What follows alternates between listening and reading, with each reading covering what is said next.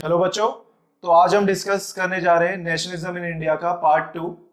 ठीक है बच्चे, पार्ट 1 में हमने लास्ट में देखा, हमने जलियांवाला बाग मैसेकर के बारे में डिस्कस किया था। तो आज हम उसके आगे के इवेंट्स को डिस्कस करेंगे। ओके, तो बच्चे जब जलियांवाला बाग मैसेकर हुआ तो उसके बाद पूरे देश में जैसे आग लग गई थी यार, है ना, लोग बहुत गुस्सा थे। तो बच्चे हुआ क्या उसके बाद, गांधी जी ने डिसाइड किया कि बच्चे एक ब्रॉड बेस्ड मूवमेंट होनी चाहिए, ब्रॉड बेस्ड मूवमेंट होनी चाहिए पैन इंडिया में। ब्रॉड बेस्ड का मतलब है बच्चे कि इसमें यार like we have to include the whole country. Okay, हर एक तबके के लोग, हर एक कम्युनिटी के लोग, हर एक रिलीजन के लोग अगर एक साथ मिलके लड़ेंगे ना ब्रिटिशर्स के अगेंस्ट तो हम जीत पाएंगे। गांधी जी का यह मानना था। जलियांवाला बाग के बाद उन्होंने ये डिसाइड किया कि ब्रॉड बेस्ड मूवमेंट होनी चाहिए। ओके, बट कैसे है बच्चे, सारे लोगों को कैसे लाएं? गांधी जी ने एक तो बोला बच्चे, he knew that Hindu Muslim unity was very important. He knew that Hindu Muslim unity was very important.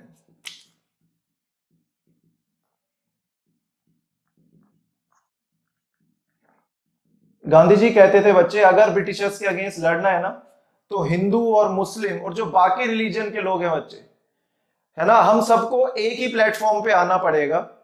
ठीक है ना भाई, इतना लाइक पावरफुल एनिमी है हमारा। अगर हम मिलके नहीं लड़े ना तो बच्चे मतलब हम जीत नहीं पाएंगे उनसे। तो गांधी जी चाहते थे कि सब लोग यूनिफाई होके लड़े। ठीक है ना, और इसके लिए बच्चे उनके पास एक अपॉर्चुनिटी भी आई बच्चे, खिलाफत मूवमेंट के थ्रू।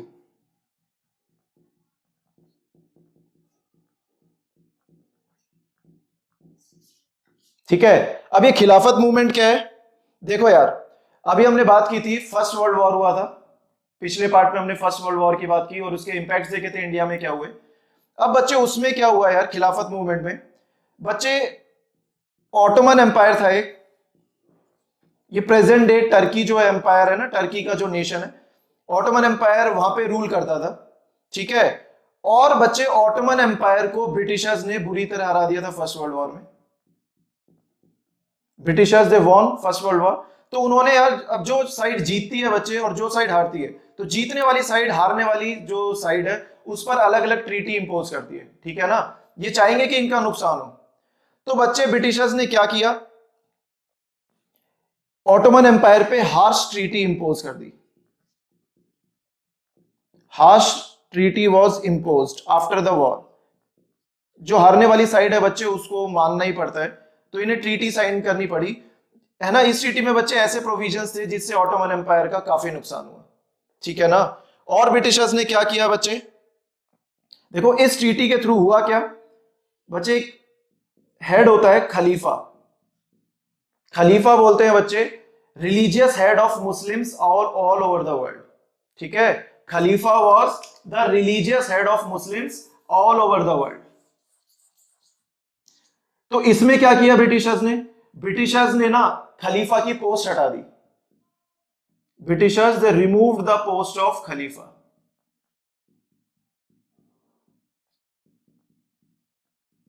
इंग्लिश में इसको कैलिफेट भी बोलते हैं। ठीक है ना बच्चे, ये रिलीजियस हेड था मुस्लिम्स का ऑल ओवर द वर्ल्ड और ब्रिटिशर्स ने इस पोस्ट को हटा दिया। तो इससे क्या हो गया बच्चे, जो मुस्लिम्स थे ना पूरे वर्ल्ड में वो काफी नाराज हुए ब्रिटिशर्स से कि यार वो हमारा रिलीजियस हेड है और आप हमारे कंसेंट के बिना उसको कैसे उस पोस्ट को हटा सकते हो, तो आप तो हमारे रिलीजन में इंटरफेयर कर गए। तो इससे क्या हुआ बच्चे, इंडिया में जो यंग मुस्लिम्स थे ना, young Muslims they turn to Gandhi ji और गांधी जी की इन्होंने हेल्प मांगी कि अब क्या करें। तो बच्चे यहां पे गांधी जी को ना एक गोल्डन अपॉर्चुनिटी मिली। ठीक है ना, उन्होंने बच्चे क्या करा, नॉन ये खिलाफत मूवमेंट को भी सपोर्ट किया और प्रमोट किया हिंदू मुस्लिम यूनिटी को। ठीक है, अब हम आगे देखेंगे बच्चे नेक्स्ट टॉपिक में कि अब non cooperation movement Gandhi ji ने कैसे स्टार्ट की और उसका पीछे पर्पस क्या था। ओके, आगे बढ़ते हैं बच्चे, बात करते हैं नॉन कॉपरेशन मूवमेंट की। ठीक है बच्चे, किसकी बात करेंगे हम अब, नॉन कॉपरेशन मूवमेंट की।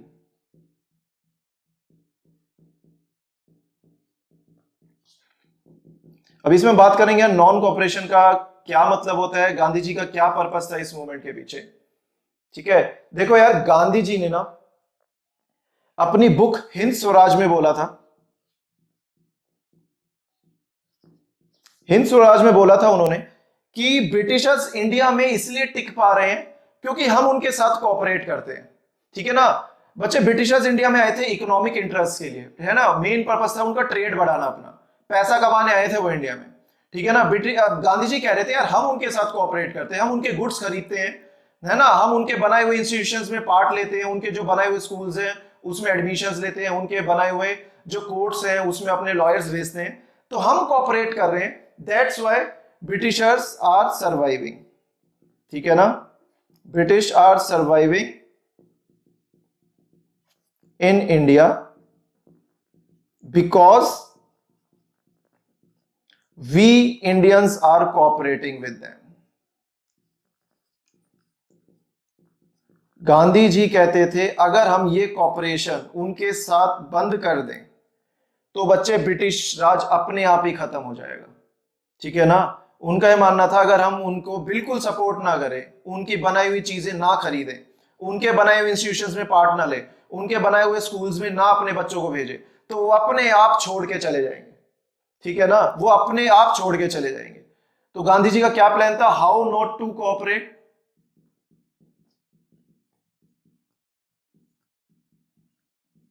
कैसे कोऑपरेट ना करें। गांधी जी कहते थे भाई अपने टाइटल्स को क्या कर दो, सरेंडर कर दो, सरेंडर टाइटल्स। बच्चे टाइटल्स क्या होते हैं यार, देखो उस टाइम पे ना जो ब्रिटिशर्स का सपोर्ट वगैरह करते थे ना, उनको ब्रिटिशर्स टाइटल देते थे, जैसे मान लो राय बहादुर हो गया, है ना, लॉर्ड आगे लगा दिया, नाइटहुड दे देते थे उसकी उपाधि। तो गांधी जी कहते थे जो जो ब्रिटिशर्स ने उपाधि दी है आपको, जो जो टाइटल्स दिए उसको वापस कर दो, कि भाई हमें नहीं चाहिए आपके टाइटल्स। ठीक है, गांधी जी कहते थे बॉयकॉट सिविल सर्विसेज,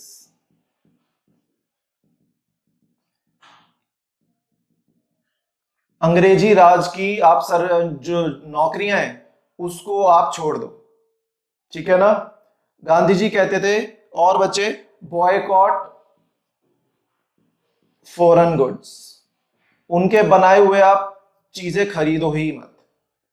ठीक है ना बच्चे, इसका प्लान क्या था गांधी जी के इन सब के पीछे, भाई उन्हें पता था अगर ये चीजें हम उनको कॉपरेट ही नहीं करेंगे ना तो उससे क्या होगा यार, ब्रिटिशर्स के इकोनॉमिक और पॉलिटिकल इंटरेस्ट हर्ट होंगे ना, इकोनॉमिक एंड पॉलिटिकल इंटरेस्ट। भाई हम उनकी चीजें नहीं खरीदेंगे, उनके पास पैसा ही नहीं आएगा, ट्रेड ही नहीं होगा उनके पास, तो इंडिया में पैसा कमाने को होगा नहीं, अपने आप छोड़ के चले जाएंगे। और पॉलिटिकल इंटरेस्ट मतलब यार उनकी प्रेस्टीज हर्ट हो रही है इन चीजों से। ठीक है ना, तो इससे हम उनको हरा सकते हैं यार।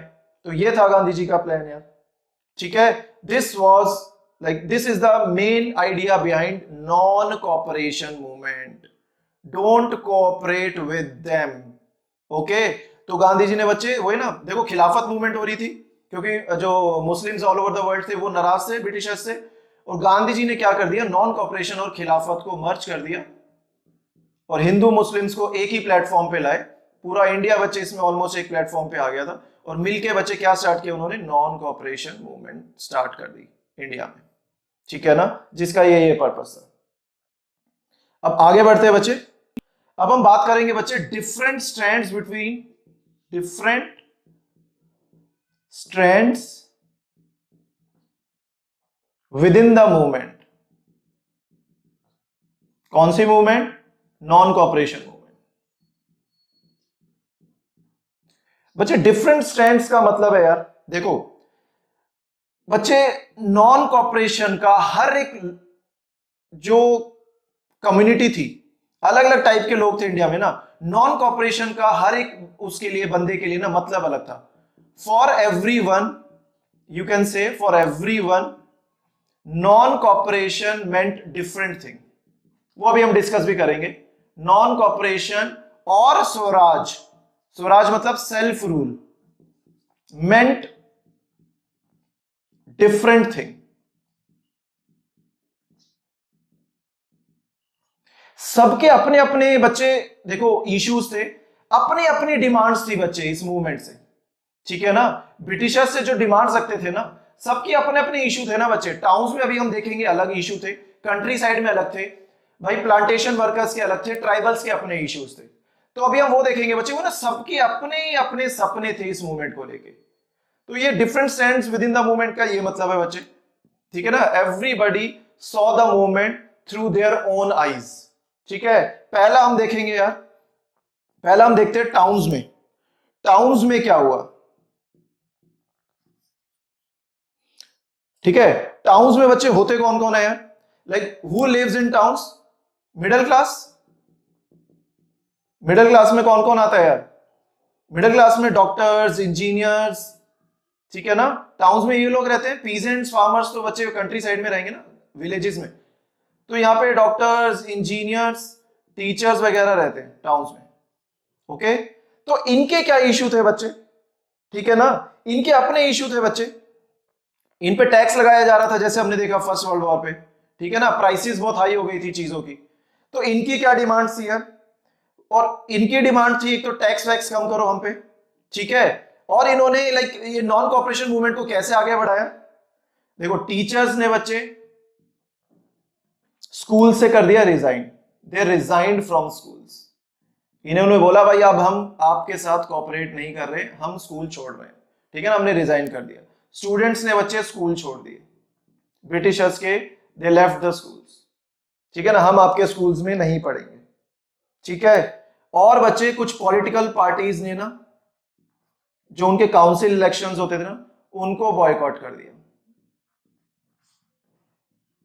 इलेक्शंस होते ना बच्चे स्टेट और नेशनल लेवल पे, उन्होंने बोला भाई अब हम नहीं लड़ेंगे आपके इलेक्शंस, क्योंकि अगर हम ये लड़े तो we will cooperate with you, ठीक है ना, बट हम ऐसा नहीं करेंगे क्योंकि the British rule it meant, है ना, ब्रिटिश रूल बड़ा ही अनजस्ट है, ठीक है। अगर हमने इलेक्शन लड़ा तो हम इसका मतलब हम आपको सपोर्ट कर रहे हैं, हम आपकी बनाई हुई किसी भी चीज में आपको हम सपोर्ट नहीं करेंगे। तो पार्टीज ने इलेक्शन नहीं लड़े, टीचर्स ने स्कूल छोड़ दिए, स्टूडेंट्स ने स्कूल छोड़ दिए बच्चे। आप देखोगे लॉयर्स ने अपनी प्रैक्टिस छोड़ दी, ठीक है ना, कॉपरेट ही नहीं कर रहा है कोई, कॉपरेट ही नहीं कर रहा है, ठीक है।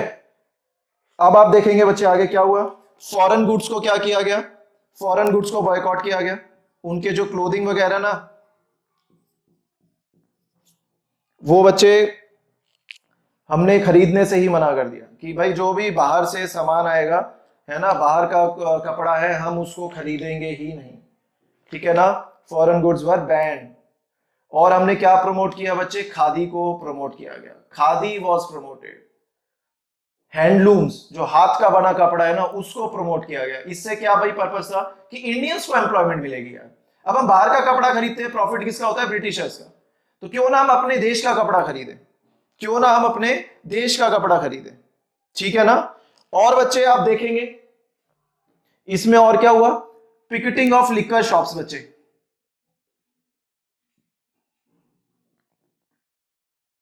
पिकेटिंग ऑफ लिकर शॉप्स, ये भी हुआ। इसमें क्या होता था यार, जो वुमेन वगैरह है ना, ये बच्चे जो भी विदेशी शराब खरीदने जाता था ना, वुमेन बाहर खड़े हो जाते थे उस शॉप के, और उनको मना करते थे कि भाई आपको अंग्रेजी शराब नहीं खरीदनी है, इनसे उनका ही मुनाफा होता है। तो वुमेन बाहर खड़े हो जाते थे दुकानों पे, और जो भी खरीदने आता था उसको मना करते थे जबरदस्ती कि आपको ये दारू नहीं, ये विदेशी शराब नहीं खरीदनी है, ठीक है ना, क्योंकि यार इससे हम उन्हीं को बेनिफिट देते हैं, अंग्रेजों का बेनिफिट हो रहा है, ठीक है। बट बच्चे आप अल्टीमेटली देखोगे हुआ क्या टाउन्स में बच्चे, मूवमेंट लाइक हुआ बट इतना सक्सेसफुल नहीं हो पाया, धीरे धीरे ना स्लो डाउन हो गई movement. Slowly the movement slowed in towns, slowly movement slowed in towns. इसके कुछ रीजन थे बच्चे। देखो एक तो जो हमारे जो प्रोग्राम थे ना बच्चे, क्यों स्लो हुआ, एक तो आप देखोगे जैसे खादी को हमने प्रमोट किया कि भाई हम ब्रिटिश गुड्स नहीं खरीदेंगे, ठीक है ना, ब्रिटिश का कपड़ा नहीं खरीदेंगे, हम खादी को प्रमोट कर रहे हैं, ठीक है। बट इशू क्या था बच्चे, खादी वॉज क्वाइट एक्सपेंसिव बच्चे, खादी वॉज एक्सपेंसिव। देखो ब्रिटिशर्स तो अपना यार मशीन मेड गुड लाते थे ना, जो कपड़ा था वो मिल से बन के आता था। तो बच्चे जो मशीन से बनता है ना, वो सस्ता होता है कपड़ा यार, वो बिल्कुल लार्ज स्केल पे बनाते थे, तो things were quite like cheap. But जो खादी यार हाथ से बनता है ना, वो महंगा मिलता था। तो आम आदमी यार ठीक है, उसको नॉन कॉपरेशन मूवमेंट में पार्ट तो ले रहा है, बट कब तक पार्ट लेगा यार, धीरे धीरे यार वो कब तक खादी का कपड़ा खरीदेगा। तो धीरे धीरे लोग फिर से ब्रिटिश गुड्स पे स्विच हो गए, क्योंकि खादी एक्सपेंसिव था। ठीक है ना।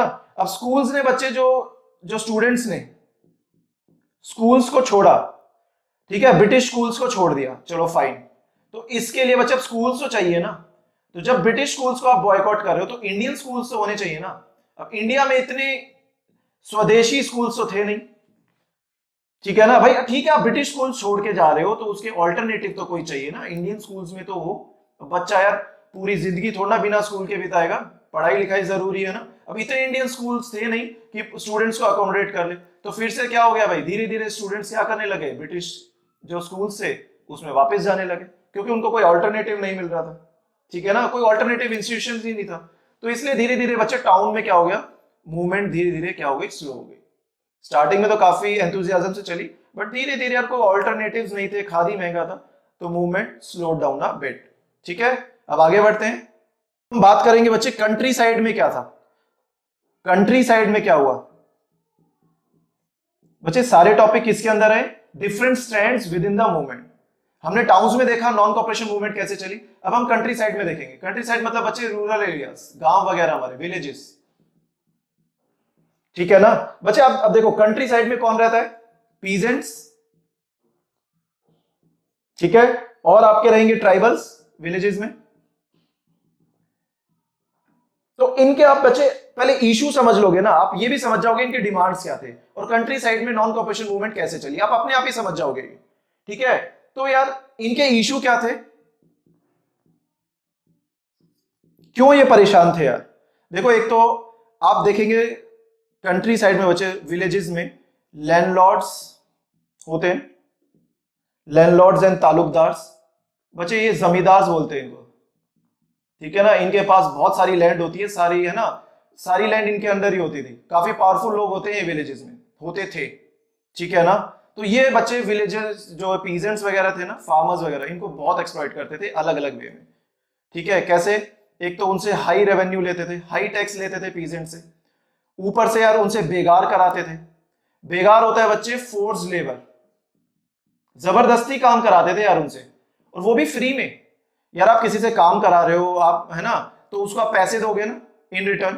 तो ये लैंडलॉर्ड्स और तालुकदार से ना, ये पीजेंट्स फार्मर्स गरीबों से जबरदस्ती काम कराते थे, किसी का मन भी नहीं है उसको भी काम करना पड़ता था, and that too without any money, without any salary. ठीक है, इसको बोलते हैं बेगार। और इनसे बच्चे हाई रेंट लिया जाता था। ठीक है, सिक्योरिटी ऑफ टेन्योर नहीं था इनके पास।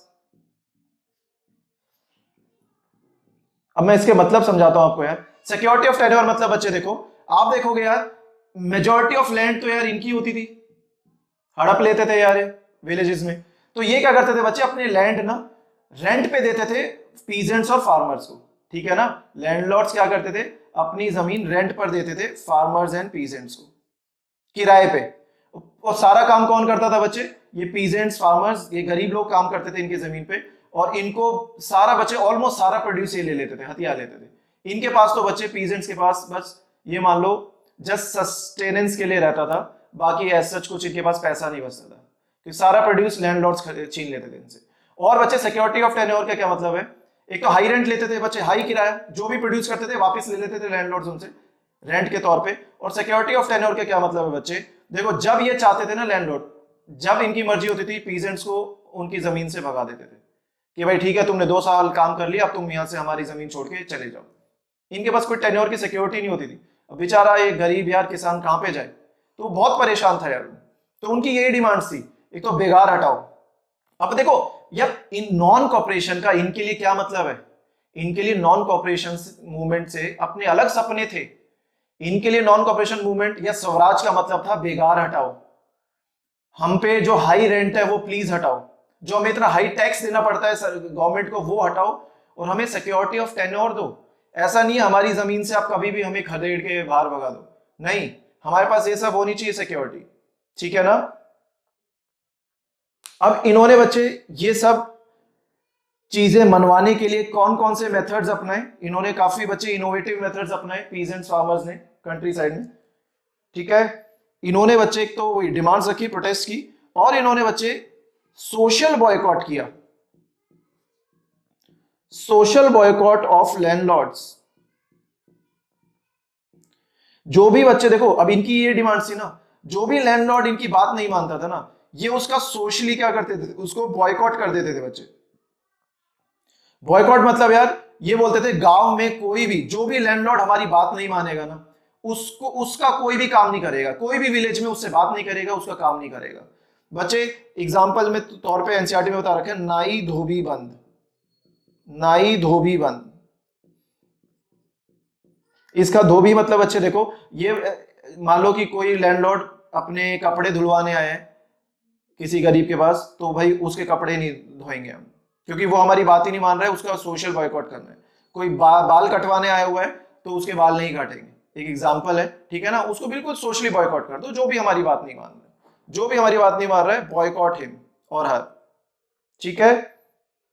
अब आप देखेंगे बच्चे इसमें, अब यार विलेज में एक दो बच्चे लीडर्स आए और एक सभा हुई एस्टेब्लिश, अवध किसान सभा।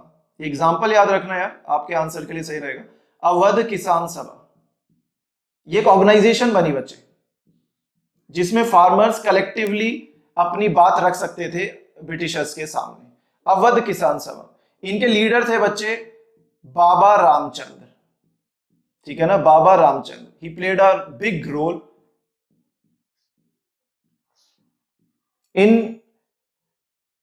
in putting forward the demands of farmers in front of Britishers। बाबा रामचंद्र, ठीक है ना, इन्होंने अवध किसान सभा का एस्टेब्लिशमेंट किया। तो ये आपको याद रखना है बच्चे। अब आगे बढ़ते हैं यार।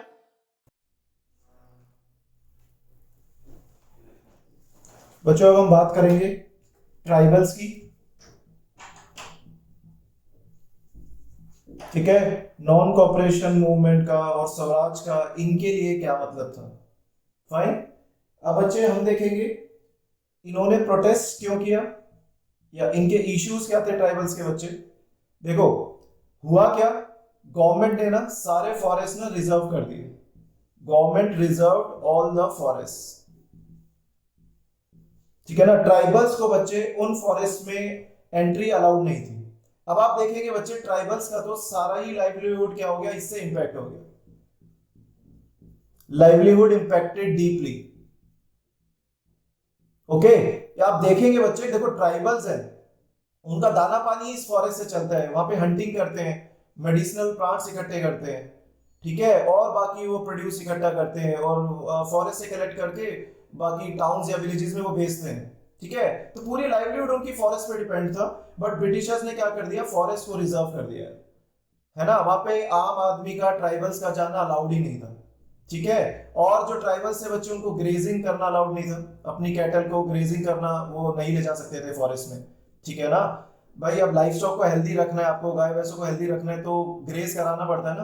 अब वो ग्रेजिंग के लिए फॉरेस्ट में ले जाते थे और वहां पे उनको वो अलाउड नहीं था अपने लाइफ स्टॉक को ले जाना, ठीक है। अब आप पूछेंगे ब्रिटिशर्स ने फॉरेस्ट को रिजर्व क्यों किया। बच्चे उनको फॉरेस्ट में चाहिए थी वुड, ठीक है ना। और वुड किस लिए बच्चे, ब्रिटिशर्स की ना बहुत स्ट्रॉन्ग नेवी थी, और नेवी बच्चे स्ट्रॉन्ग तभी होगी जब आपके पास शिप्स होंगी, तो शिप्स बच्चे, शिप्स बनाने के लिए बहुत वुड का काफी यूज होता है, ठीक है।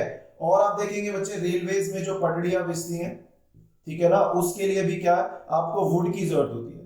तो ब्रिटिशर्स को फॉरेस्ट से बहुत फायदा होता था और फॉरेस्ट की बहुत जरूरत थी, तो वुड वगैरह उनसे लाइक फॉरेस्ट से लेते थे वो, और इसके लिए वो चाहते नहीं थे कि आम आदमी या ट्राइबल्स फॉरेस्ट में आए और उन्हें डिस्टर्ब करें। फाइन। और बच्चे आप देखेंगे ट्राइबल्स इसलिए भी परेशान थे क्योंकि बच्चे उन्हें वहां पे बेगार करना पड़ता था। बेगार मतलब होता है बच्चे फोर्स लेबर, ठीक है। तो ट्राइबल से जबरदस्ती काम कराते थे यूरोपियन प्लांटर्स, और ये ब्रिटिशर्स जबरदस्ती उनको बिना सैलरी दिए काम कराते थे। तो इसकी वजह से बच्चे ट्राइबल्स बहुत परेशान थे, और ठीक है। फिर आप देखेंगे बच्चे, अब इसमें आप एक लीडर का नाम याद रखना बच्चे, ट्राइबल मूवमेंट के एक फेमस लीडर थे आपके, जिन्होंने आंध्र प्रदेश में रिवोल्ट किया था, and he still quite a popular personality. उनका नाम था Alluri Sitaram Raju. Okay, he was a tribal leader. इन्होंने बच्चे ये क्या बोलते थे यार, कि ये क्लेम करते थे कि इनके पास ना स्पेशल पावर्स है। He used to claim that he had special powers. ठीक है, ये बोलते थे मैं भगवान का बंदा हूं, मुझे गोलियां नहीं लग सकती, ब्रिटिशर्स मुझे कुछ भी करे मुझे कोई नुकसान नहीं हो सकता, क्योंकि मुझे भगवान ने भेजा, आई हैव स्पेशल पावर्स। तो इससे क्या हुआ बच्चे, काफी लोग इनसे जुड़े। ठीक है, लोगों में कॉन्फिडेंस आ जाता ना, हाँ यार एक मसीहा है जो हमें बचाएगा, है ना, who is not afraid of britishers and he will help us in all the possible ways. So काफी लोग इनसे जुड़े। फिर ये बोलते थे बच्चे, एक तो इन्होंने लोगों को परसुएड किया, he persuaded people not to consume alcohol. ठीक है ना, इन्होंने बोला ये लिकर अल्कोहल आप यूज मत करें, इनसे ब्रिटिशर्स का ही फायदा हो रहा है। ठीक है, अगर हमें उनसे लड़ना है तो हमें ये चीजें छोड़नी होगी। और इन्होंने बच्चे काफी कोशिश की खादी को प्रमोट करने की। वो ये कहते थे अरे देश का कपड़ा यूज करो, ब्रिटिशर्स के गुड्स या क्लोथ्स मत यूज करो, है ना, उनका इकोनॉमिक बेनिफिट होता है, तो हमें क्या यूज करना चाहिए, खादी, ताकि इससे देश में एम्प्लॉयमेंट बढ़े और देश के लोगों का फायदा हो। ठीक है, तो बच्चे बट ट्राइबल मूवमेंट्स की एक वीकनेस थी। वीकनेस इन द सेंस बच्चे ये वायलेंस का यूज करते थे, they use to resort to violence. ठीक है ना, मारधाड़, आग लगा देते थे ब्रिटिशर्स की बिल्डिंग में। तो इसी वजह से क्या होता था बच्चे, कांग्रेस का इन्हें सपोर्ट नहीं मिलता था। Congress didn't support such movements. ठीक है ना, अभी मैंने पहले बताया था आपको, गांधी जी के बच्चे फंडे बिल्कुल क्लियर थे। वो कहते थे हमें वायलेंस का यूज नहीं करना चाहिए। ठीक है ना, we should not use violence, इससे हम आजादी नहीं ले पाएंगे। ठीक है ना, अगर ब्रिटिशर्स को भगाना है तो नॉन वायलेंस ही एकमात्र तरीका है। तो इसकी वजह से बच्चे कांग्रेस का इन्हें लाइक जो ट्राइबल मूवमेंट्स होती थी ज्यादा सपोर्ट नहीं मिलता था। ठीक है ना, और बच्चे जब ये वायलेंस का यूज करते थे ना, तो ब्रिटिशर्स भी इनको क्या करते थे, ऐसी मूवमेंट्स को ब्रूटली सप्रेस कर देते थे बच्चे। Britishers used to brutally suppress such movements. ठीक है, तो बच्चे ट्राइबल्स के अपने अलग इशू थे, और नॉन कॉपरेशन मूवमेंट का मतलब और स्वराज का मतलब उनके लिए अलग था। उनके लिए स्वराज का मतलब था कि हमें फॉरेस्ट में आप जाने दो। ठीक है ना, भाई हमें अपनी कैटल ग्रेस करनी है, हमें वहां पे प्रोडक्ट्स इकट्ठे करने, हमारा सारा लाइवलीहुड वहां पे है, तो प्लीज हमें वो यूज करने दो, फॉरेस्ट में एंट्री अलाउड हो। ठीक है, तो अब आगे बढ़ते हैं बच्चे। अब बात करते हैं बच्चे हम प्लांटेशन वर्कर्स की। नॉन कॉपरेशन मूवमेंट का इनके लिए क्या मतलब था, प्लांटेशन वर्कर्स। ठीक है बच्चे, प्लांटेशन का मतलब होता है जहां आप एक लार्ज एरिया पे ना आप एक ही टाइप के जब क्रॉप्स उगाते हो। ठीक है ना, जैसे शुगर केन की प्लांटेशंस होती हैं, लार्ज एरिया पे आप शुगर केन उगाते हो। टी की प्लांटेशंस होती हैं आसाम वगैरह में, है ना, पूरे बड़े एरिया में सिर्फ टी ही उगती है। यहाँ पे क्या था बच्चे, ये प्लांटेशन ना बड़ा ही लेबोरियस जॉब होता है, हैवी लेबर लगता है। ठीक है ना, हैवी लेबर लगता है। तो इसके लिए बच्चे अब देखते हैं कि प्लांटेशन वर्कर्स के लिए नॉन कॉपरेशन मूवमेंट या स्वराज का क्या मतलब था, है ना, what did Swaraj mean for them. Okay, अब बच्चे पहले इनके इश्यूज जान लेते हैं, क्यों ये परेशान थे, क्यों इन्होंने नॉन कॉपरेशन मूवमेंट में पार्ट लिया। इनके बच्चे इश्यूज थे, एक तो था कि बच्चे they were not allowed to move freely, they were not allowed to move freely. बच्चे इनको ना इनके विलेजेस वगैरह से उठा के ले आया जाता था और जबरदस्ती ना प्लांटेशंस में काम कराया जाता था। ठीक है ना, जबरदस्ती इनसे काम कराया जाता, तो इधर उधर इनको अलाउड ही नहीं था जाना। भाई आप प्लांटेशन में हो तो इन्हीं प्लांटेशन में रहना है, आपको यही काम करना है, आप हमारी मर्जी के बिना ही प्लांटेशन छोड़ के नहीं जा सकते। ठीक है, और बच्चे ब्रिटिशर्स ने एक एक्ट पास की जिसका नाम था इनलैंड एमिग्रेशन एक्ट 1959। इस एक्ट के जरिए क्या था बच्चे, plantation workers they were not allowed to leave the plantations. भाई लॉ ही पास कर दिया कि आप प्लांटेशन छोड़ के जा ही नहीं सकते। अब कोई यार आपको मान लो कोई जॉब पसंद नहीं है, आप छोड़ सकते हो ना वो जॉब, भाई हमारे लाइक हक होता है कि अगर मुझे कोई जॉब पसंद नहीं है मैं उसको छोड़ सकता हूँ। बट यहाँ पे बच्चे जबरदस्ती काम कराते थे, ठीक है ना। और अगर वो छोड़ना भी चाहे ना कोई वर्कर, उसको अलाउड ही नहीं था, उसको अलाउड ही नहीं था। और वो बच्चे लाइक अपने गांव भी वापस नहीं जा सकते थे, अपने नेटिव लैंड भी वापस नहीं जा सकते थे, अपने बीवी बच्चे अपने ना घर बार अपने वहां विलेजेस में उनको जाना अलाउड ही नहीं था। जबरदस्ती 3-4 साल बेचारे यहाँ प्लांटेशन वर्कर लाइक प्लांटेशंस में काम करते थे, ठीक है ना, क्योंकि बच्चे लेबोरियस जॉब था। अब यूरोपियन प्लांटर्स ब्रिटिशर्स खुद तो काम करते नहीं थे वहां पे, तो जबरदस्ती इनसे बेचारों से काम कराते थे। तो बच्चे इनके लिए स्वराज का क्या मतलब था कि यार हमें प्लीज फ्रीली मूव करने दो, ठीक है, हमें प्लांटेशंस अगर छोड़नी है तो हमें छोड़ने दो, हमें अपने नेटिव लैंड जाने दो, please allow us to have contact with our native land, अपने गांव वगैरह हमें जाने दो यार। तो बच्चे इनके लिए स्वराज और नॉन कॉपरेशन मूवमेंट का ये सपना था, ठीक है ना। इन्हें लगता था बच्चे गांधी जी आएंगे, they used to dream that Gandhi ji will relieve us of all our problems, ठीक है ना भाई। इन बात फैल जाती थी ना कि भाई किसी एक बंदा है भाई नॉन कॉपरेशन मूवमेंट स्टार्ट की है, तो इन्हें बच्चे ये लगता था गांधी जी आएंगे और हमें अपने प्रॉब्लम से ये वो करेंगे, मुक्त करेंगे, फाइन। तो ये था बच्चे डिफरेंट स्टैंड्स इन मूवमेंट। हमने देखा टाउन्स, कंट्री साइड, ठीक है, फिर ट्राइबल्स का देखा हमने, फिर प्लांटेशन वर्कर्स का देखा। तो बच्चे सबके लिए नॉन कॉपरेशन मूवमेंट का अलग अलग मीनिंग था, क्योंकि सबके अपने अलग अलग इश्यूज थे बच्चे, फाइन। तो आगे बढ़ते हैं। अब हम बात करेंगे बच्चे जो नॉन कॉपरेशन मूवमेंट थी।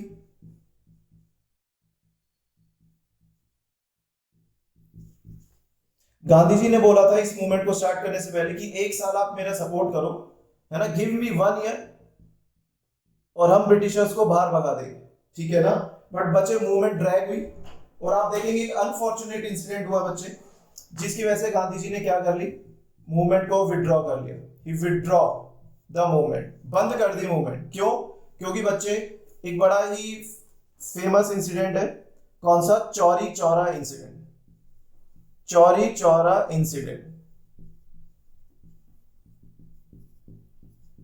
इसमें क्या हुआ बच्चे, पुलिस ने ना लोगों पे फायरिंग कर दी थी चौरी चौरा में, और इसकी वजह से लोग भड़क गए बच्चे, और उन्होंने ना वहां के पुलिस थाने में ना आग लगा दी वहां पे, और उसकी वजह से बच्चे कुछ पुलिसमैन मारे गए, है ना, सम पुलिसमैन दे डाइड इस इंसिडेंट की वजह से। तो गांधी जी को बच्चे फिर से उन्हें लगा कि अभी हमारा देश तैयार नहीं है, क्योंकि अभी लोग क्या है, वायलेंस का यूज कर रहे हैं। दे किल्ड द पुलिसमैन, आम जनता ने भाई वहां पे आग लगा दी। तो गांधी जी को लगा मूवमेंट आउट ऑफ कंट्रोल ना चले जाए, क्योंकि अब लोग वायलेंस का यूज करने लगे। तो इसकी वजह से उन्होंने कहा देश तैयार नहीं है, तो उन्होंने क्या कर लिया, मूवमेंट को विड्रॉ कर लिया। और इसकी वजह से बच्चे like whole country was in shock कि यार ऐसे कैसे, लाइक मूवमेंट पीक पर है, ठीक है ना भाई, 1 साल 2 साल हो चुका है, हम लाइक ब्रिटिशर्स को लाइक कोशिश कर सकते हैं उनको खदेड़ने की। तो मूवमेंट को विड्रॉ करना, वापस लेना was quite a shock for the whole country, ठीक है ना, it was quite a shock for the whole country. अब हम देखेंगे बच्चे इसकी वजह से कांग्रेस में थोड़ी सी डिविजन हुई। जब नॉन कॉपरेशन मूवमेंट बच्चे वापस ले ली गई ना, कांग्रेस में बात चली अब क्या, व्हाट टू डू नाउ।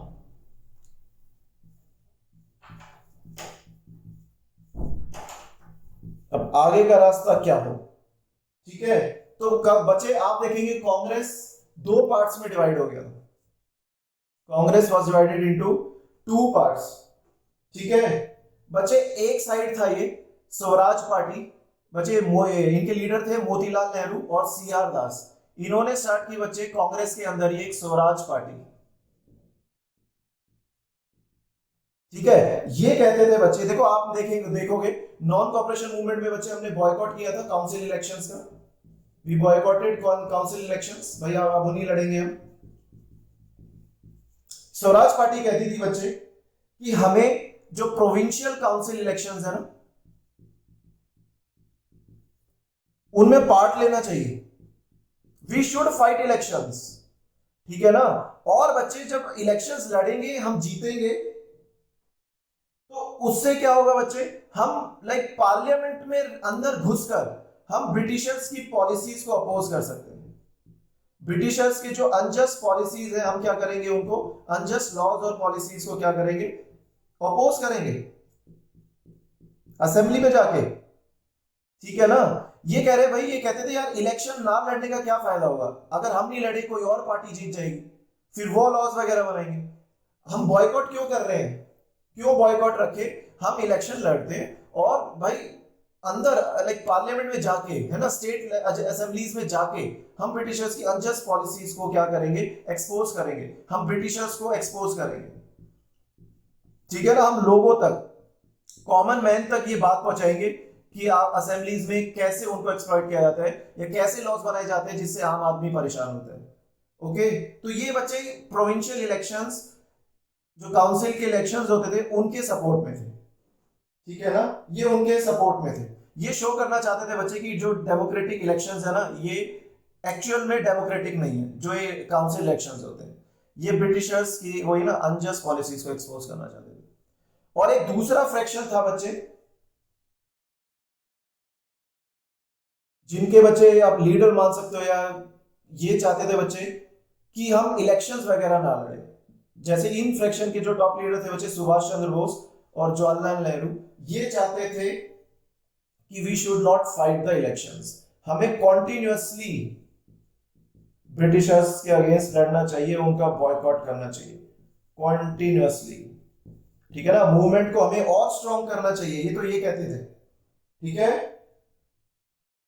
इनके बच्चे इनको बोल सकते हैं इनके आइडियाज बड़े रेडिकल थे। रेडिकल मतलब समझते हो, ये धीरे धीरे चेंज नहीं चाहते थे, ये चाहते थे एक ही ब्लो में, मतलब कॉन्टिन्यूअस स्ट्रगल हो ब्रिटिशर्स के अगेंस्ट। ये नहीं इलेक्शन लड़ रहे हैं, उनसे कुछ छोटी मोटी डिमांड्स हमारी पूरी कर दी ब्रिटिशर्स ने, उनसे खुश हो जाओ, नहीं। ये चाहते थे यार हमें एक कॉन्टिन्यूअस स्ट्रगल के थ्रू हमें स्वराज चाहिए, ब्रिटिशर्स को खदेड़ो। ठीक है ना, इलेक्शन लड़के कुछ नहीं होगा, फुल फाइट, फुल स्ट्रगल चाहिए ब्रिटिशर्स के अगेंस्ट। ठीक है ना, रेडिकल आइडियाज जिससे हमें क्या मिले, फुल इंडिपेंडेंस मिले, फुल्ली हम इंडिपेंडेंट हो जाए। अब छोटे मोटे कंसेशन से कुछ नहीं होगा, ये बोलते थे। ठीक है ना, तो कांग्रेस इसमें डिवाइड हो गए बच्चे। बट आप देखेंगे लाइक कांग्रेस ऑलमोस्ट स्प्लिट के कगार पे थी, ये वाला फ्रैक्शन और ये वाला फ्रैक्शन ऑलमोस्ट स्प्लिट हो गए थे।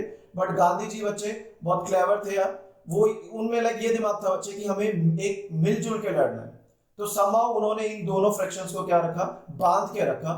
और गांधी भी नहीं चाहते थे वैसे इलेक्शंस लड़े, बट उन्होंने फिर भी इस वाले फ्रैक्शन का क्या किया, स्वराज पार्टी का सपोर्ट किया कि चलो लड़ना चाह रहे हैं इन्हें लड़ने दो। और जो फ्रैक्शन नहीं लड़ना चाह रहा, जो चाहता है कि आम आदमी तक हम पहुंचाएं बात और बड़े ही क्या करें, लाइक कॉन्टिन्यूस स्ट्रगल रखें, वो ये वाली स्ट्रगल अपना कंटिन्यू रख सकते हैं। ठीक है, तो आगे बढ़ते हैं बच्चे। अब हम देखेंगे बच्चे जो 1920s था, जो 1920s की पॉलिटिक्स थी इंडिया में, या इवेंट्स बोल लो बच्चे, दो इवेंट्स से शेप हुए। दो इवेंट्स बहुत लाइक फेमस बोल लो, या उनका बहुत डीप इंपैक्ट रहा है, जिसने इंडिया की 1920s की पॉलिटिक्स को शेप किया। ओके बच्चे, पहला था आपका ग्रेट इकोनॉमिक डिप्रेशन। क्या था आपका बच्चे, फर्स्ट ग्रेट इकोनॉमिक डिप्रेशन। ये आपने प्रीवियस क्लासेस में पढ़ा भी होगा, ये यूएस से आया था बच्चे। ठीक है ना, यूएस में कुछ हाउसिंग का इशू था, बैंक्स का इशू था, बैंक्स ठप हो गए थे बच्चे। अब यूएस देखो, अब यूएस उस टाइम काफी पावरफुल था, उसकी वजह से पूरे वर्ल्ड में क्या हो गया, डिप्रेशन फैल गया। ठीक है ना, मंदी फैल गई बच्चे। ठीक है ना, पूरे वर्ल्ड की इकोनॉमी डाउन जा रही थी, पूरे वर्ल्ड की इकोनॉमी डाउन हो गई। अब इससे इंडिया में क्या इंपैक्ट आया बच्चे, एक तो देखो यार, इससे क्या हुआ बच्चे, एग्रीकल्चरल प्राइसेस दे फेल।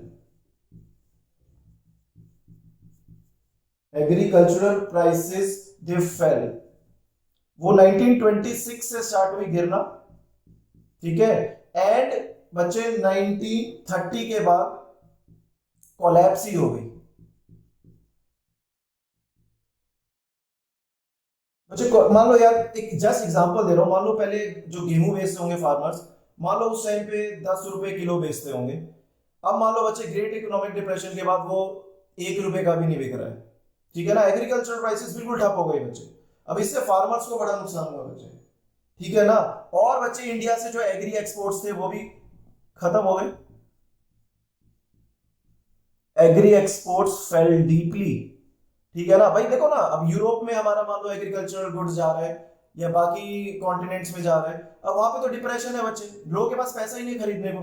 इसकी वजह से क्या हुआ, इंडिया से एक्सपोर्ट्स कम हो गए, इंडिया से एक्सपोर्ट्स कम हो गए। अब फार्मर्स के पास पैसा ही नहीं है, ठीक है ना, पीसेंट्स के पास है ही नहीं कोई रेवेन्यू,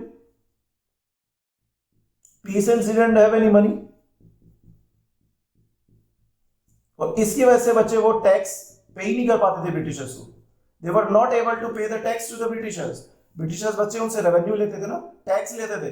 पीजेंट्स बेचारा अपनी क्रॉप ही नहीं बेच पा रहा है, तो उन्हें टैक्स कहां से भरेगा, ठीक है ना। तो इसकी वजह से बच्चे फिर वो लोन लेते था, फिर अपने कोई जमीन गिरवी पे रख रहा है ना टैक्स पे करने के लिए। तो बच्चे बहुत डीप इम्पैक्ट था इस ग्रेट इकोनॉमिक डिप्रेशन का, जो यूएस से स्टार्ट हुआ और पूरे वर्ल्ड में इसने लाइक ये मान लो आतंक मचा दिया, ठीक है ना, इस डिप्रेशन ने। और इंडिया में भी इसका डीप इम्पैक्ट रहा है। इसकी वजह से बच्चे फार्मर्स, पीजेंट्स क्या हो गया, प्रोटेस्ट करने लगे ब्रिटिशर्स के अगेंस्ट, और लाइक मैदान में उतरे, मेन पॉलिटिक्स में वो एंटर करने लगे। उन्हें लगा भाई ये हमारा ध्यान तो रख नहीं रहे, हमें इतने इशू आ रहे हैं, ठीक है ना, अब हमें ब्रिटिश रूल के अगेंस्ट लड़ना पड़ेगा, ठीक है ना, we have to fight them. अब आप देखेंगे बच्चे सेकंड इवेंट कौन सा था, सेकंड इवेंट था बच्चे आपका साइमन कमीशन का, ठीक है ना। साइमन गो बैक के नारे आपने देखा होगा मूवीज वगैरह में भी, ठीक है ना। साइमन कमीशन का इशू था। इसमें क्या था बच्चे, जो गवर्नमेंट इन ब्रिटेन ना, जो ब्रिटेन में गवर्नमेंट थी उनकी, दे formed a statutory commission. Statutory मतलब होता है लॉ से बनाई गई, statutory commission under sir John Simon, ठीक है बच्चे। इस कमीशन बनाई, इस कमीशन का क्या काम था बच्चे, इस कमीशन का ये रोल था कि इंडिया में देखो कि पॉलिटिकल डेवलपमेंट क्या हो रही है और क्या क्या पॉलिटिकल रिफॉर्म्स हम दे सकते हैं इंडियंस को। भाई रिफॉर्म्स तो थोड़ी बहुत देनी पड़ती है ना, तो हर 10 साल में या ऐसे कुछ ना इंटरवल पे ये कमीशन अपॉइंट करते थे ब्रिटिशर्स, जिसके थ्रू वो बताते थे क्या क्या रिफॉर्म्स दी जाए, ठीक है। जैसे यार मान लो स्टेट लेजिस्लेटिव काउंसिल्स में कितनी सीट्स बढ़ाएं, ठीक है ना, सेंट्रल असेंबलीज में कितनी सीट्स बढ़ाएं, किस कम्युनिटी को कितना रिप्रेजेंटेशन मिलना चाहिए, है ना, क्या क्या पावर्स हम इंडियंस को दे सकते हैं, क्या क्या डिपार्टमेंट हम अपने अंदर रखें, ये सारा डिसाइड करते थे ब्रिटिशर्स। और इसके लिए बच्चे कमीशन होती है ना, पहले ये लाइक ग्राउंड लेवल पे काम करती है कमीशन, देखेगी क्या क्या लाइक क्या सिनेरियो चल रहा है इंडिया में, है ना, उसके बेसिस पर ये रिफॉर्म देती थी। अब आप कहोगे ये तो अच्छी बात है, ये हमें रिफॉर्म्स देने हैं। फिर इंडियंस पूरे इंडिया में बच्चे इसमें गुस्सा था। गुस्सा क्यों था, why did Indians oppose it, why did we oppose it, क्योंकि बच्चे इस कमीशन में there was not a single Indian member, there was not a single Indian member in this commission, ठीक है ना यार। इंडियंस इसलिए गुस्सा आते हैं कि आप हमें, ठीक है, कॉन्स्टिट्यूशनल रिफॉर्म्स देने आए हो आप हमें, ठीक है ना, आप हमें कॉन्स्टिट्यूशनल या पॉलिटिकल रिफॉर्म्स देने आए हो, ठीक है, बट यार आप हमारी सहमति के भी नहीं दे रहे हो, एक भी इंडियन मेंबर आपने अपनी कमीशन में नहीं रखा है, ठीक है ना। तो इसकी वजह से बच्चे सारी पॉलिटिकल पार्टीज, ऑलमोस्ट सारी पॉलिटिकल पार्टीज, है ना, मुस्लिम लीग, कांग्रेस और बाकी भी क्या हो गए, यूनाइट हो गए, और उन्होंने बच्चे साइमन, अब जहां जहां जिस एरिया से साइमन कमीशन जाती थी ना, तो वो क्या करते थे बच्चे, साइमन गो बैक के नारे लगाते थे, ठीक है ना, साइमन गो बैक के नारे लगाते थे। साइमन कमीशन बच्चे इसलिए नाम था क्योंकि इसका लीडर लाइक हेड कौन था, चेयरपर्सन कौन था, जॉन साइमन, ठीक है ना। तो बच्चे इसने काफी गुस्सा दिलाया इंडियंस को कि यार आप हमें लाइक, उन्हें इंडियंस को लगा कि Britishers they are not serious to give us reforms. Indians को ये समझ में आ रहा है धीरे कि हाँ ये तो ब्रिटिशर्स हमारा तो फायदा किसी भी हाल में नहीं करेंगे, ठीक है ना, किसी भी हाल में वो हमारा सपोर्ट नहीं करेंगे। तो इन दो इवेंट्स ने बच्चे, ग्रेट डिप्रेशन और ये जो साइमन कमीशन का इश्यू था, इन्होंने 1920s के पॉलिटिक्स को काफी शेप किया, ठीक है ना, काफी शेप किया, और इंडियंस काफी गुस्सा हुए इन दोनों इवेंट से। अब आगे देखते हैं बच्चे क्या हुआ। आप देखोगे अभी जो दो इवेंट्स हुए थे बच्चे, इकोनॉमिक डिप्रेशन, और कौन सा, साइमन कमीशन वाला इशू। इंडियंस काफी गुस्सा थे, तो ब्रिटिशर्स को भी ये बात पता चल गई थी यार। तो बच्चे, to win over our hurt,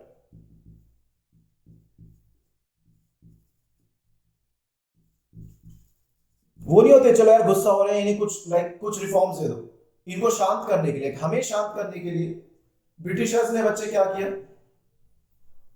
उनका जो वाइसरॉय था, वाइसरॉय लॉर्ड अर्विन, ठीक है, उसने बच्चे he announced an offer of dominion status. ये वर्ड बड़ा इंपॉर्टेंट रहेगा बच्चे, डोमिनियन स्टेटस, ठीक है।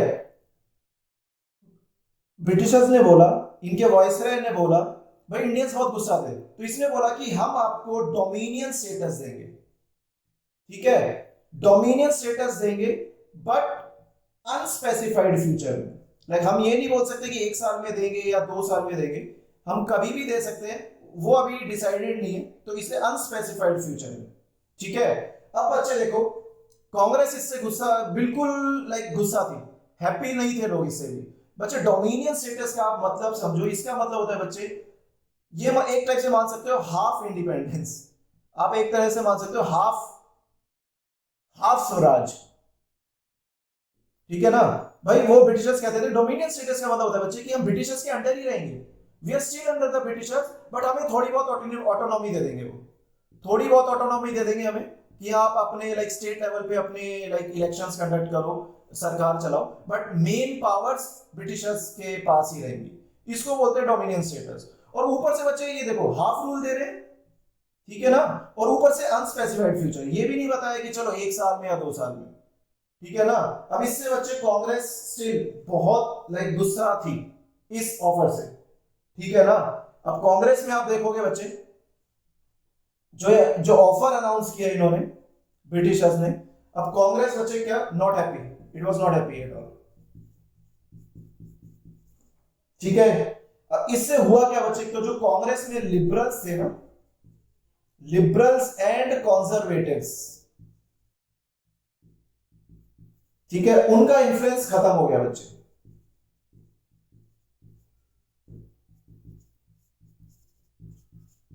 बच्चे लिबरल्स और कंजर्वेटिव्स वो थे, आप ये मान के चलो, जो ब्रिटिशर्स ये सोचते थे कि ब्रिटिशर्स अच्छे हैं, they should think that Britishers are good, और वो हमें धीरे धीरे रिफॉर्म्स दे देंगे, ठीक है। कांग्रेस में इनका दबदबा था फिर भी। अब जब बच्चे अभी देखा आपने, वो डोमिनियन स्टेटस दे रहे हैं बच्चे, अब हम तो यार लड़ रहे हैं फुल स्वराज के लिए, ठीक है ना, इतने सालों से उनके अंडर है, हम तो चाह रहे हैं फुल इंडिपेंडेंस मिले, वो हमें डोमिनियन स्टेटस दे रहे हैं, वो भी अनस्पेसिफाइड फ्यूचर में। तो अब लोगों ने लिबरल्स और कंजर्वेटिव्स की बात सुनना बंद कर दिया, इनका इन्फ्लुएंस खत्म हो गया बच्चे, ठीक है ना। और बच्चे जो रेडिकल्स थे, जो अभी हमने बात की थी बच्चे, रेडिकल्स थे, रेडिकल्स कौन होते हैं यार, देखो मतलब समझो आप, रेडिकल्स वो होते हैं बच्चे जो चाहते हैं जो स्ट्रॉन्ग चेंज आए, जल्दी जल्दी चेंज आए। भाई छोटे मोटे कंसेशन से कुछ नहीं होगा, ब्रिटिशर्स जो हमें दे रहे, हमें फुल फुल इंडिपेंडेंस चाहिए और जल्दी चाहिए, तो बिल्कुल स्ट्रांगली लेंगे, लड़के लेंगे, ठीक है ना। तो रेडिकल्स में बच्चे कौन थे आपके, सुभाष चंद्र बोस, ठीक है ना, और बच्चे आपके नेहरू जी। तो ये बच्चे क्या हो गए, ये वाला फ्रैक्शन क्या हो गया, it grew stronger, this fraction grew stronger, ठीक है ना, इनका दबदबा बढ़ गया, क्योंकि अब लोगों को भी समझ आ गया भाई इनकी बातें सही हैं, कि हमें एक ऑल आउट स्ट्रगल चाहिए ब्रिटिशर्स के अगेंस्ट, ये छोटे मोटे उससे कुछ नहीं होगा, ठीक है ना, छोटे मोटे उनसे कुछ नहीं होने वाला, फाइन। अब आगे क्या हुआ बच्चे, देखते हैं। अब आगे देखोगे बच्चे आप, दिसंबर 1929 को, ठीक है, कांग्रेस अंडर नेहरूज प्रेसिडेंसी, ठीक है, put forward the demand of पूर्ण स्वराज। काफी काफी फेमस सेशन था बच्चे, इसमें कांग्रेस ने बोला डोमिनियन स्टेटस से कुछ नहीं होगा। अब ऑफिशियली कांग्रेस ने क्या पुट करा अपना, अपने सेशन में, पूर्ण स्वराज चाहिए भाई हमें, total independence is what we require now. ठीक है ना, ये काफी फेमस सेशन रहा है बच्चे, और इसमें ये डिसाइड हुआ इस सेशन में बच्चे, it was decided that 26 Jan 1930 को हम क्या सेलिब्रेट करेंगे, will be celebrated as independence day.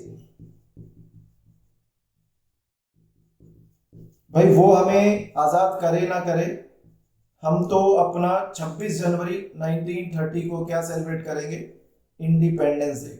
इसलिए आप देखेंगे बच्चे 26 जनवरी को ही हम रिपब्लिक डे मनाते हैं, क्योंकि हमने इस दिन अपना क्या किया था बच्चे, कॉन्स्टिट्यूशन को क्या किया था, स्टार्ट किया था 26 जैन 1930 को। ठीक है, क्योंकि ये मेमोरेबल डे था 26 जैन। ठीक है ना, क्योंकि 1930 को हमने इस दिन क्या किया था, अपने आप को आजाद डिक्लेयर कर दिया था। ठीक है, बट इसमें क्या हुआ बच्चे, not too many people participated. लोग अभी बच्चे परेशान ही थे, तो उन्होंने कांग्रेस के इस जो ये दिन सेलिब्रेट था ना, ये जो प्लान था, इसमें ज्यादा इन्होंने पार्ट नहीं लिया लोगों ने। फिर गांधी जी को लगा बच्चे कि कोई कॉन्क्रीट प्लान बनाना पड़ेगा। Gandhi ji decided to build a concrete real plan.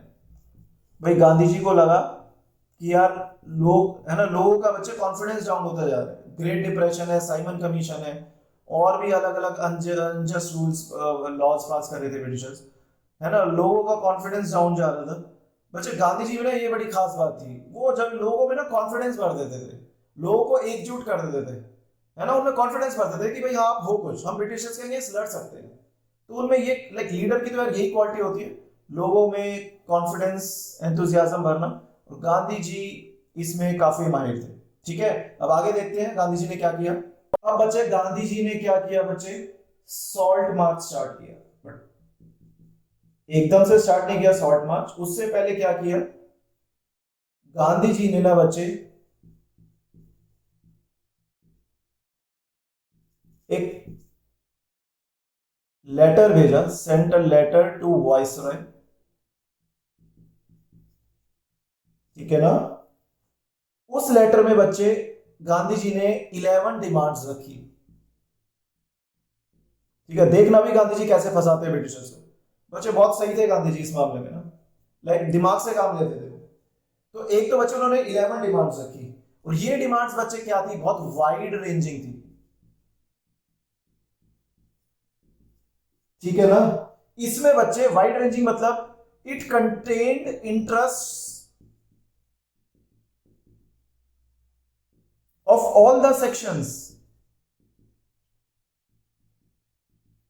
भाई ये डिमांड जो 11 थी ना, इसके ये इसमें ये नहीं है सिर्फ पीजेंट्स का ध्यान रखा है, या अमीर लोगों का ध्यान रखा है, या सिर्फ गरीब लोगों का ध्यान रखा है, हर एक सेक्शन का ध्यान रखा गया बच्चे। रिच हो उसकी भी एक डिमांड थी, पुअर हो उनकी डिमांड्स रखी गई, वर्कर्स की डिमांड्स रखी गई। ठीक है ना, पीजेंट्स की तो ऑब्वियसली रखी ही जाएगी यार, देश किसानों से ही चलता है, फार्मर्स से, किसानों से। ठीक है ना, तो बच्चे गांधी जी ने बड़ी चालाकी से ये डिमांड्स रखी पहले, भाई उसको अल्टीमेटम दिया। ठीक है ना, अल्टीमेटम दिया वायसरॉय को कि अगर आप हमारी ये डिमांड पूरी नहीं करेंगे ना, तो I will launch a movement. ठीक है ना, I will launch a movement बच्चे, मैं सिविल डिसोबीडियंस मूवमेंट स्टार्ट कर दूंगा। ठीक है ना, और बच्चे इन 11 डिमांड्स में से ना एक बड़ी ही बढ़िया डिमांड रखी गांधी जी ने, सॉल्ट टैक्स हटाने पे, सॉल्ट टैक्स हटाने पे। ठीक है ना, बच्चे गांधी जी ने ये बड़ी ही लाइक ये वाली डिमांड क्यों रखी, आपको इतना छोटा सा आइटम है यार सॉल्ट टैक्स, है ना। सॉल्ट होता क्या था बच्चे, सॉल्ट पर ना एक तो गवर्नमेंट की मोनोपोली थी। मोनोपोली मतलब होता है यार सिर्फ गवर्नमेंट मैन्युफैक्चर कर सकती थी सॉल्ट, आम आदमी को सॉल्ट मैन्युफैक्चर करके बेचने की आजादी नहीं थी, सिर्फ गवर्नमेंट ही बनाएगी सॉल्ट और वही बेचेगी। ठीक है ना, और इस पे टैक्स भी लगता था। अब सॉल्ट बच्चे एक ऐसा एक वो है, आइटम है जो रिच और पुअर दोनों ही कंज्यूम करते हैं अलाइक। तो इससे क्या हो गया बच्चे, लाइक गांधी जी ना लोगों के दिल तक पहुंच गए हैं। समझ रहे हो आप कि वो उन्होंने एक ऐसा आइटम चुना जो हर तबके का लोग कंज्यूम करता है और जिससे वो परेशान थे, भाई टैक्स लगाते थे उसमें भी। तो गांधी जी कहते थे यार एक सिंबॉलिक, एक लाइक ये वाली डिमांड थी, एक सिंबॉलिक कि यार इतना एक असेंशियल डेली आइटम है, आप उसमें भी टैक्स लगा रहे हो, उसमें भी मोनोपोली रख रहे हो अपनी, तो आप प्लीज ये टैक्स हटाओ, ठीक है ना, प्लीज ये टैक्स हटाओ। तो बच्चे हुआ क्या, वायसराय ने इनकी डिमांड्स इग्नोर कर दी, वायसराय इग्नोर द डिमांड्स, ये जो 11 डिमांड्स रखी, क्योंकि यार देखो ब्रिटिशर्स भी फंस गए थे। अगर वो इन डिमांड्स को मान लेते तो लोगों में वैसे ही एंथुसियाज्म बढ़ जाता कि भाई गांधी जी ने एक डिमांड रखी और ब्रिटिशर्स झुक गए, है ना, ब्रिटिशर्स हमारे सामने झुक गए कि उन्होंने हमारी डिमांड्स माननी पड़ी उनको। और अगर वो हमारी डिमांड नहीं माने, ठीक है ना, अगर ब्रिटिशर्स डिमांड नहीं मानते तो क्या होता बच्चे, they knew that Gandhi ji will start civil disobedience movement. तो ब्रिटिशर्स बच्चे एक टाइप से फंस गए थे, वो बोलते हैं ना एक साइड कुआ एक साइड खाई, भाई डिमांड्स मानी तो हमारी बेइज्जती होगी, डिमांड्स नहीं मानी तो भी हमारी बेइज्जती होगी, क्योंकि नाउ है ना, now Gandhi ji will start the civil disobedience movement, ठीक है। तो अब आगे हम, अब बच्चे क्या किया गांधी जी ने, Gandhi ji started the salt march, ठीक है, he started the salt march बच्चे, कैसे, अपने 78 वॉलंटियर्स के साथ, 78 वॉलंटियर्स के साथ बच्चे साबरमती से दांडी तक, ठीक है ना, ये बच्चे 240 माइल्स की ये जर्नी थी उन्होंने कवर की। और बीच में बच्चे लोग उनसे जुड़ते थे, भाई जहां जहां जाते थे वो गांधी जी, है ना, जिस जिस विलेज से पास करते थे लोग उनके साथ जुड़ते गए पीछे पीछे, है ना, साबरमती से दांडी तक बच्चे बहुत, लाइक इसको तो ग्लोबल अटेंशन मिला था, इसको दांडी मार्च भी बोलते हैं हम, है ना, ग्लोबल अटेंशन मिला इसको। और बच्चे यहां से स्टार्ट हुई, गांधी जी ने लाइक दांडी गए और वहां पे उन्होंने क्या किया, सॉल्ट को मैन्युफैक्चर किया, ही मैन्युफैक्चर्ड सॉल्ट, है ना भाई, अलाउड तो था नहीं सॉल्ट मैन्युफैक्चर करना, इलीगल था। तो उन्होंने भाई ब्रिटिशर्स को बताया लो हम अब सॉल्ट मैन्युफैक्चर करेंगे, क्योंकि यार आम आदमी यूज करता है, उसको हक है ये सॉल्ट का, सॉल्ट यूज करने का, आप इस पे इतना टैक्स लगाते हो, हटाओ ये सब, ठीक है ना। सॉल्ट मैन्युफैक्चर किया और यहां से स्टार्ट हुआ बच्चे, अब आपका क्या लॉन्च किया, सिविल डिसोबीडियंस मूवमेंट लॉन्च हो गई। क्या हो गई बच्चे, सिविल डिसोबीडियंस मूवमेंट लॉन्च हो गई।